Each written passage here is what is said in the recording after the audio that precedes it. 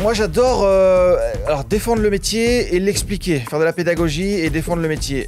J'adore aussi un peu aller au... tu vois, quand ça cogne un petit peu. En fait quand je filme quelque chose et que je le montre, c'est vrai que je me pose plus la question de savoir est-ce que moi, si je le voyais comme je le fais, est-ce que c'est bien ou pas bien? Et donc j'ai appelé mon veto et puis je lui ai dit il y a peut-être des solutions pour qu'ils aient moins mal, que ça leur fasse moins peur, choses comme ça. Donc il m'a donné pour les endormir, antidouleur, tout ça. C'est incroyable, ça fait 3-4 ans que je fais ça maintenant et mes vaches adultes sont beaucoup plus calmes, se laissent beaucoup plus facilement approcher qu'avant je pouvais pas le faire. Parce que...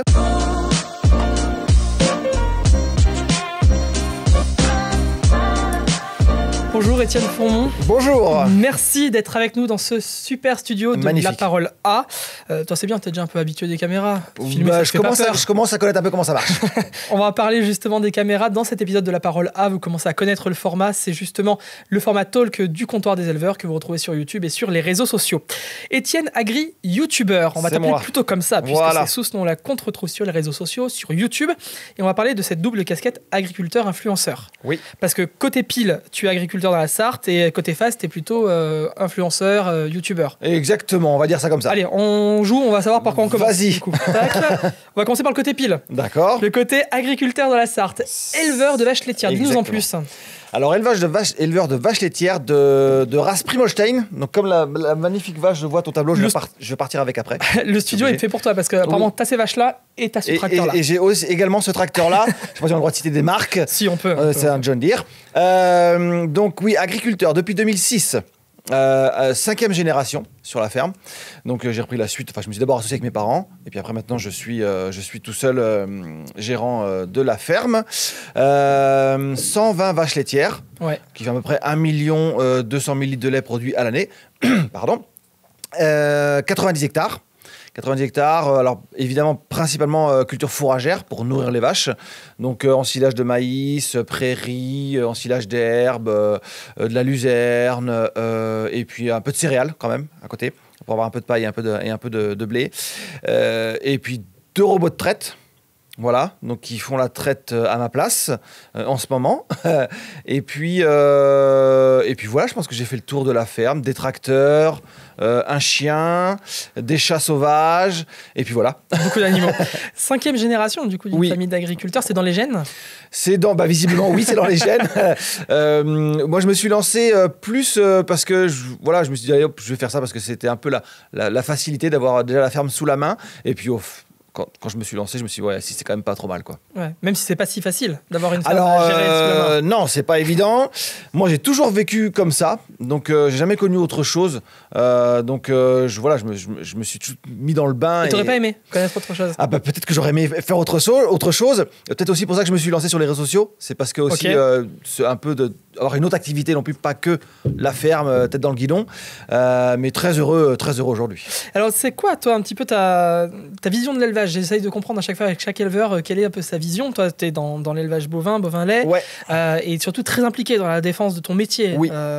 Si on a bien quelqu'un qui est engagé sur les réseaux sociaux aussi pour parler et défendre le métier, c'est toi. Ouais. Alors ma vision de l'élevage, ça va être très vague. C'est des agriculteurs et des agricultrices donc, qui nourrissent les citoyens, qui entretiennent le territoire. Communion, on va dire ça aussi un peu avec la nature, les animaux, économique aussi, parce qu'il faut tirer un revenu derrière. Donc il faut qu'on s'en sorte, il faut qu'on travaille bien, et puis pas tête dans le guidon, c'est ce que je disais tout à l'heure. J'aime bien aussi un peu avoir d'autres activités à côté, et c'est important pour des fois tenter de se vider la tête ou penser à autre chose que le boulot, de faire autre chose à côté. Donc voilà, pour moi un éleveur ou une éleveuse laitier moderne, je sais pas si on peut dire moderne, mais c'est un peu ça, quoi. C'est-à-dire que on n'est pas tête dans le guidon, on bosse, on fait bien notre boulot, mais on peut aussi aller voir ailleurs. Et ce métier, il est important de devoir le défendre tous les jours. Oui. Ouais, alors il est très important. Moi, j'ai fait beaucoup de syndicalisme chez les JA, chez les jeunes agriculteurs. Ouais. Donc j'étais administrateur pendant 4 ans, administrateur national pendant 4 ans. Et puis donc dans les interpros, à défendre le métier, au niveau des politiques, au niveau parfois des médias un peu, ça arrivait aussi. Et puis quand j'ai arrêté les JA, parce que malheureusement, à 35 ans... On est plus jeune. On est plus jeune, donc même si je suis encore très très jeune évidemment. Mais j'ai trouvé une autre solution pour défendre mon métier. qui étaient les réseaux sociaux. Voilà, j'avais mon téléphone avec moi. Bon, j'étais déjà pas mal sur les réseaux, et notamment Twitter. Enfin, maintenant c'est X, mais à l'époque c'était Twitter. Et voilà, j'ai commencé un petit peu à parler, à défendre le métier, à prendre quelques photos, comme ça, histoire de. Ça a bien pris. La sauce a monté, comme on dit. Et puis après, d'autres réseaux se sont ajoutés pour encore mieux expliquer et défendre le métier. Alors là, tu as anticipé mon côté face, du coup. Voilà. Étienne Agri, youtubeur, beurre, B-E-U-2-R-E. Exactement. Pour le petit jeu de mots. Voilà. Sur le web, très actif sur les réseaux. L'agriculteur préféré, ton agriculteur préféré. Ouais. En toute modestie. Hein. Oui, en toute modestie. Vraiment. Normal. Très humble. Ouais, c'est le petit. Alors, j'adore mettre de l'humour dans mes vidéos. J'adore raconter des conneries aussi. Ouais, on va en parler justement. Donc voilà, c'était un peu. Alors, tu résumes ça en disant, et peut-être avec un peu plus de sérieux, je partage mon quotidien, pas toujours facile, mais toujours avec passion. Exactement. T'as toujours la passion de ton métier ? Eh ben oui, pour l'instant, ça continue. Donc, tant que j'ai la passion, je continue. J'ai la bougeotte. J'ai beaucoup la bougeotte. Donc, voilà, j'ai depuis 2-3 ans à la ferme, ça a beaucoup changé. Parce qu'en fait, je me suis beaucoup agrandi depuis 3 ans. En termes de nombre de vaches. Parce qu'aujourd'hui, j'en ai 120, mais il y a encore 2 ans, j'en avais à peine 70-80. Donc, j'ai beaucoup augmenté, en fait. Et donc, j'ai fait des travaux et j'essaie de développer. Et en fait, voilà, c'est un peu ça aussi. Moi, je suis toujours en train de chercher des nouveaux trucs, quoi. Ça veut dire quoi aussi, tout changer en 2 ans et surtout augmenter le cheptel, ça nécessite aussi plus de machinisme, ça nécessite de nouvelles techniques, de devoir diversifier aussi ses cultures. Ouais, alors diversifier les cultures, oui, parce que forcément, plus de vaches, donc il faut les nourrir, donc il faut produire plus de fourrage en fait. Donc mon parcellaire, mon assolement a un petit peu changé. Et puis, parce que je pense que c'est aussi moi, quoi. J'adore toujours avoir des projets. Je m'ennuie quand il n'y a rien à faire. Donc, même s'il y a toujours à faire dans le métier d'agriculteur, hein, on est toujours occupé. Mais je voulais développer aussi la ferme parce que mon grand-père, mon père l'avaient développé. Donc, je trouvais ça bien aussi de mon côté de l'agrandir encore, de mettre ma patte, mettre mon empreinte aussi sur l'historique de la ferme familiale, quoi. Moi, je reprends une journée chez Étienne Agri, youtubeur. Déjà, on se lève à quelle heure ? Alors, je suis pas matinal. Donc, déjà, tu vas te lever vers 7h, 7h30.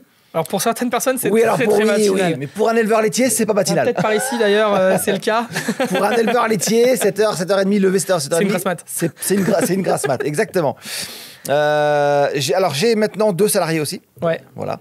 Donc, qui arrivent à 8h et 8h30. Donc, voilà, après, moi je commence le matin, mon petit tour des vaches vite fait pour voir si tout va bien, les veaux, les genisses, tout ça. Ensuite, on va regarder ordinateur. Voilà, on va se mettre devant l'ordinateur et on va regarder les stats un peu des robots de traite. Comme j'ai des robots de traite. Donc j'ai plein de stats qui arrivent, la durée de traite, la qualité, la quantité de lait, est-ce que les vaches bougent beaucoup, est-ce qu'elles ruminent beaucoup, est-ce qu'elles sont malades. Et ça permet de voir vache par vache, entre guillemets, exactement. Quelle est leur production, comment elles se comportent. Exactement, me dire s'il y en a qui ne sont pas passés au robot de traite depuis 15-16 heures, voilà, pas trop mangé depuis 15-16 heures, voilà, donc à surveiller. Donc c'est une grosse aide technique en fait de ce côté-là, parce que alors j'ai 2 salariés maintenant, mais j'en avais pas encore l'année dernière. Tu peux pas être partout. Et c'est vrai que la technologie aujourd'hui aussi, moi j'adore ça. Je suis très geek à ce niveau-là. La technologie nous aide à être plus performants dans le métier et donc aussi plus performants, donc meilleure santé des animaux et moins d'impact sur l'environnement. Donc voilà, c'est plein de choses comme ça. Je commence par ça le matin. Et puis faire après, s'il y a des vaches qui ne sont pas passées au robot de traite, les trier, 1 ou 2 vaches, faire boire les veaux. Après, je fais ça avec mes salariés, mais sinon, donner à manger à tout le monde. Nettoyer, pailler, ça va être le matin comme ça, tu vois, jusqu'à midi et demi, apéro, c'est important. Et puis après l'après-midi on rattaque, sieste, non je déconne, pas de sieste, pas le temps. Les éleveurs qui doivent bondir. Ouais. Non mais alors j'ai un style de vie très cool, je le dis tout de suite, je suis pas je bosse parce qu'il faut faire tourner la boutique, mais voilà, je suis quelqu'un de plutôt cool. Et puis l'après-midi, ça va être travaux dans les champs, matériel, après les animaux aussi évidemment toujours un peu, parce que quand tu as 120 vaches laitières, ça veut dire que derrière tu as toute la suite, ce qu'on appelle la suite, c'est toutes les génisses, les veaux et tout ça. Donc il y a à peu près 250 animaux sur la ferme. Il y a toujours à s'occuper, quand tu as 250 animaux, je le dis très vite. Mais il y a toujours à soigner, à s'occuper, quoi. Et avec autant de bêtes, avec 2 salariés à gérer, avec cette forte exploitation, comment on trouve le temps de faire des vidéos ? Alors, on trouve le temps comme on peut. Je te cache pas que depuis... Parce que t'étais quand même assez productif. Oui. Il y a énormément de vidéos sur ta chaîne YouTube, par exemple. Oui. Alors, un peu moins depuis 1 an. J'ai fait beaucoup de travaux, beaucoup de constructions. On a construit des bâtiments à la ferme. Le nombre d'animaux qui a beaucoup augmenté. Donc, j'ai fait beaucoup de travaux. Donc, c'est vrai que depuis 1 an, j'ai un petit peu levé le pied. Alors, toujours sur X et sur Insta. hein, ça c'est toujours tous les jours un peu. Mais c'est vrai que YouTube, on est plus sur un rythme d'une vidéo tous les 15 jours ou tous les 3 semaines, quoi. Voilà. C'est plus ce rythme-là, quoi. Et tu profites, par exemple, des travaux ou des moments d'ensilage pour tourner tes vidéos. Oui. Évidemment. Tu mutualises. Exactement. J'ai souvent la GoPro sur moi à filmer à droite à gauche ce que je fais. Après, il faut que je trouve le temps de faire le montage. Et c'est ça qui est des fois un peu plus compliqué, c'est de se mettre le soir sur le PC et de faire du montage.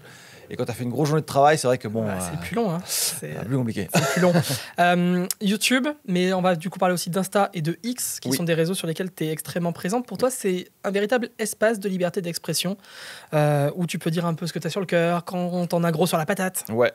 Alors, X, principalement depuis très longtemps. Parce que c'est vraiment là que j'ai commencé en fait à m'exprimer sur les réseaux sociaux, c'est vraiment sur X. Ex-Twitter pour ceux qui ça fait un peu bizarre de le dire comme dessus. Ça. Hein.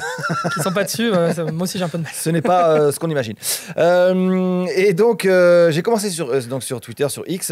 Et le format, moi quand j'ai commencé Twitter il y a une petite dizaine d'années, c'était vraiment 180 caractères, je crois, un truc 140. comme ça. 140 caractères. Ouais, encore moins. Donc voilà, c'était vraiment une phrase, quoi. Une ou deux phrases très courtes. Et alors ce que j'adorais, parce que voilà, il fallait être concis, impactant, rapide. Ça prend la synthèse. Hein. Voilà, donc j'adorais ça.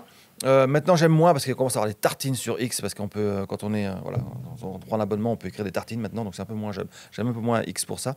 Mais je ne sais plus la question que tu me posais parce que je suis parti à droite à gauche. Je te demandais si c'était pour toi un véritable espace de liberté d'expression. Et à quel point toi c'est peut-être, je sais pas, un exutoire ou un espace de décompression, une respiration, un espace de conversation, tu vois. Moi j'adore défendre le métier et l'expliquer, faire de la pédagogie et défendre le métier. J'adore aussi un peu aller tu vois, quand ça cogne un petit peu.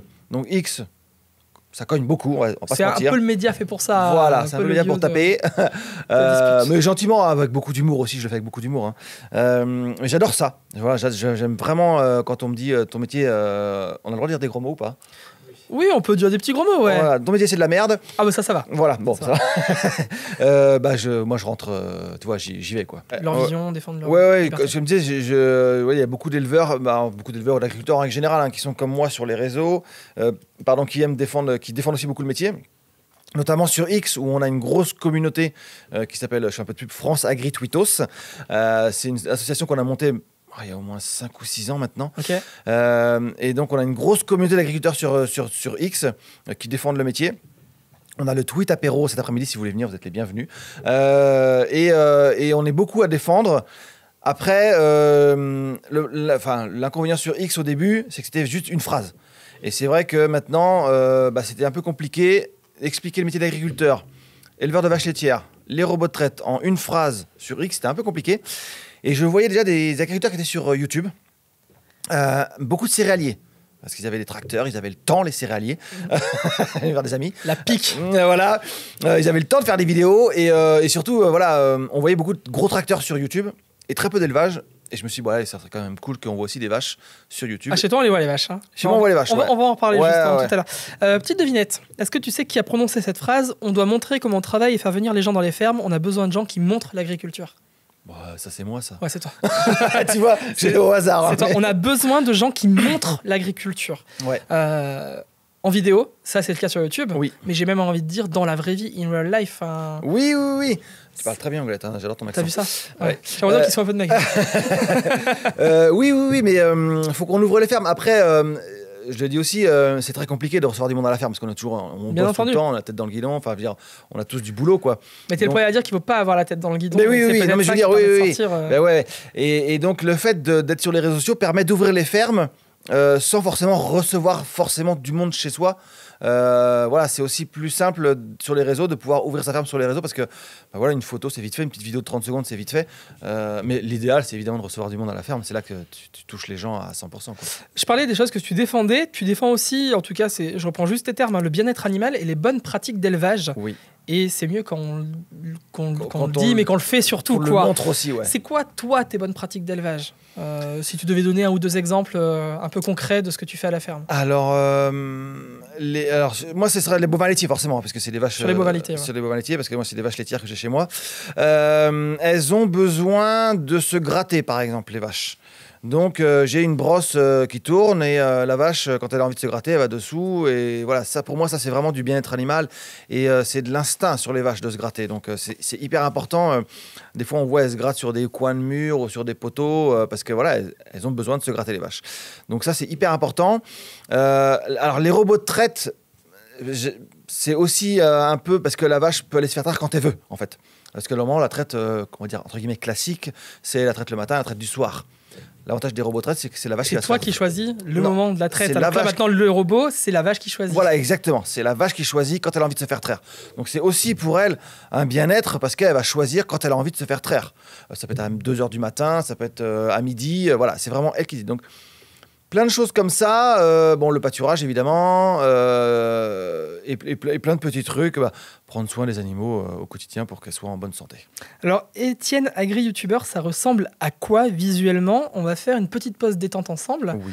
On va faire un petit moment React. D'accord, ok. En fait, j'ai fait un petit tour sur ton YouTube. Oula. Et ouais, il y a beaucoup de choses. Et j'ai trouvé...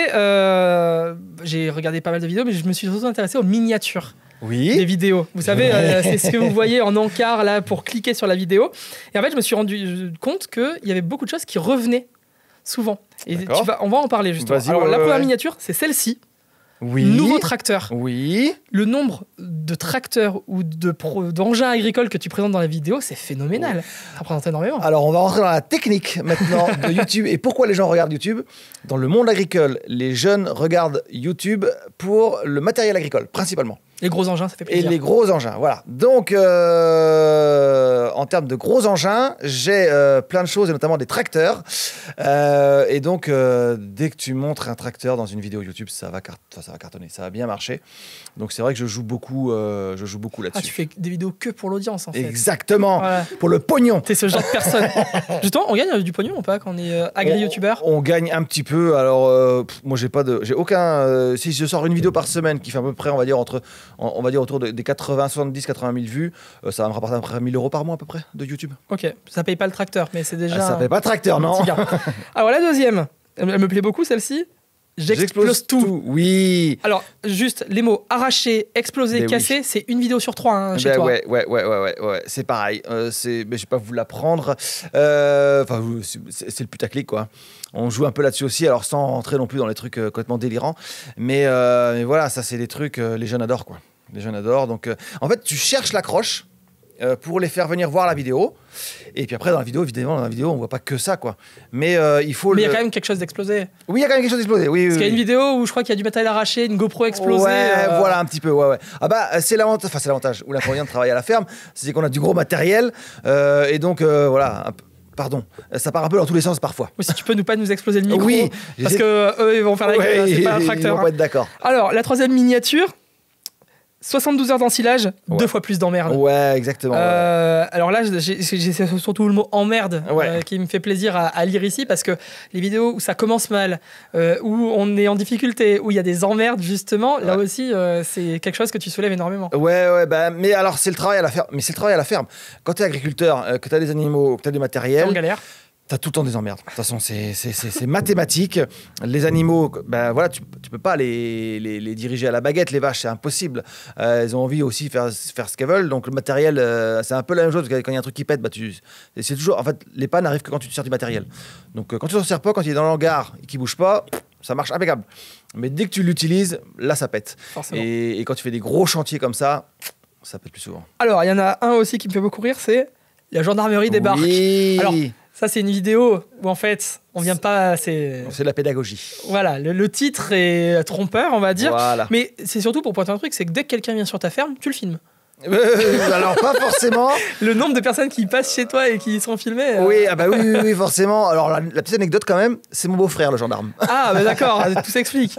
Donc, on en avait parlé ensemble et c'est vrai qu'on trouvait intéressant aussi d'expliquer, dans une ferme, il y a du matériel, il peut y avoir des vols, de la casse. Et donc, on a fait une petite vidéo de prévention pour expliquer un peu le rôle de la gendarmerie aussi avec le monde agricole. Et qui est important. Et qui est très important. Et la dernière miniature, C'est ma préf. Vas-y, Mais fais-moi j'ai rêver. l'impression que c'est aussi un peu ta préf. Comment je fais avec toute cette merde. Et surtout, ce qui m'intéresse dans cette miniature, c'est ça là. Le petit emoji caca. Ouais.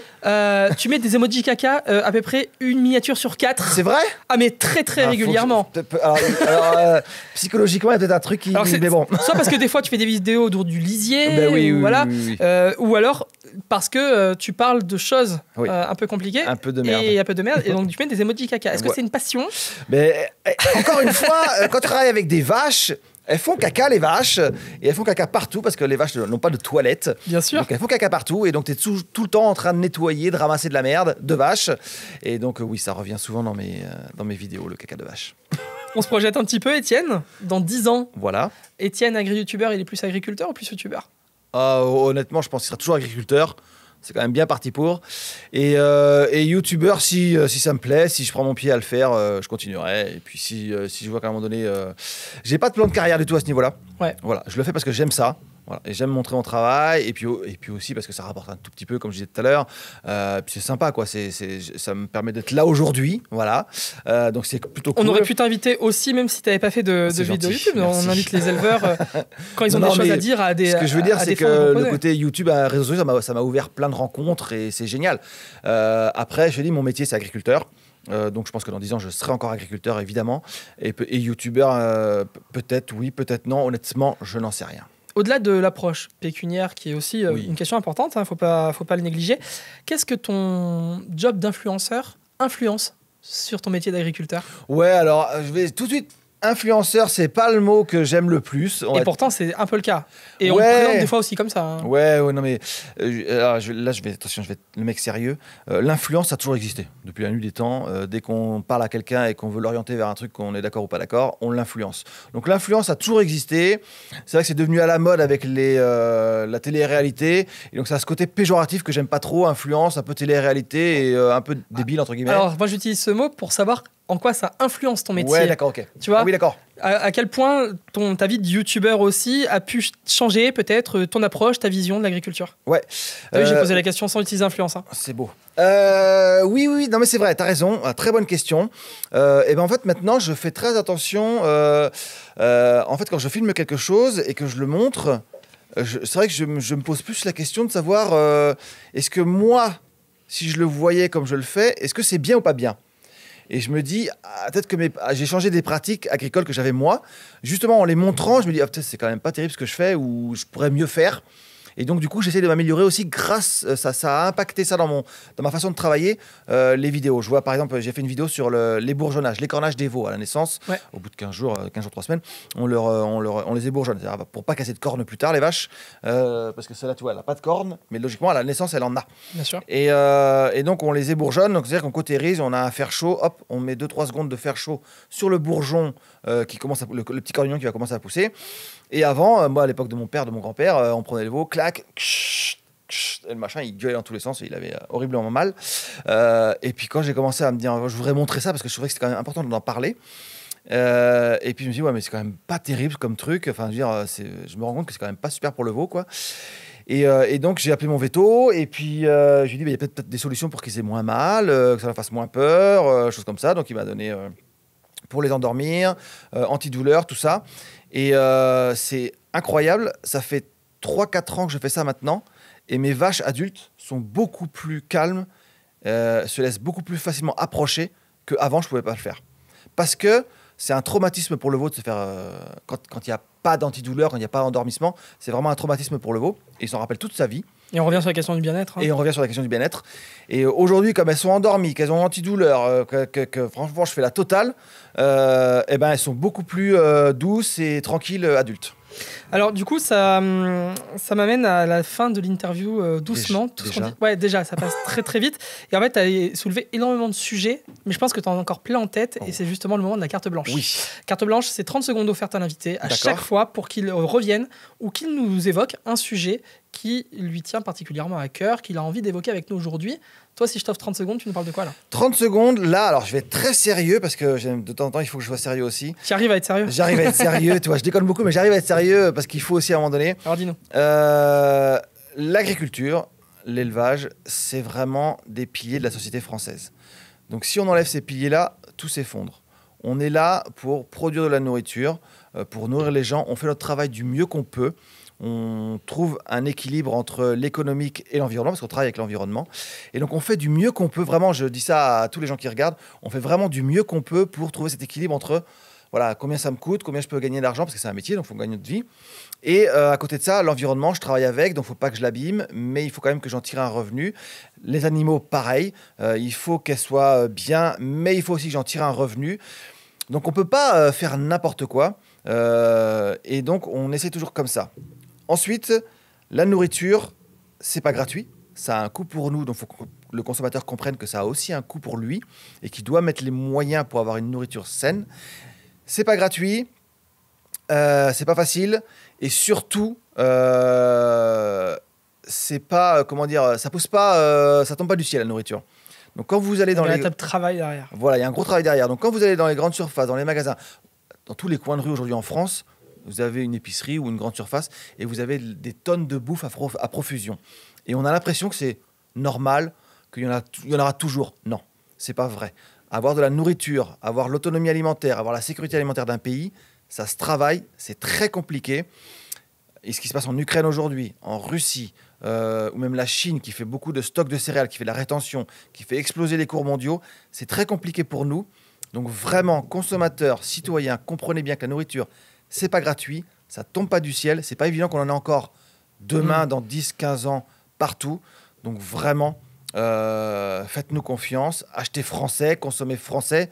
Évidemment, vous pouvez acheter des bananes, des ananas, il n'y a pas de souci, mais vraiment, consommez français. C'est bien que tu le dises, parce qu'on a un média pour les éleveurs, mais des gens regardent cette vidéo et ne sont pas forcément éleveurs, ou même pas du tout issus du milieu agricole, donc c'est bien de le repréciser. Ouais.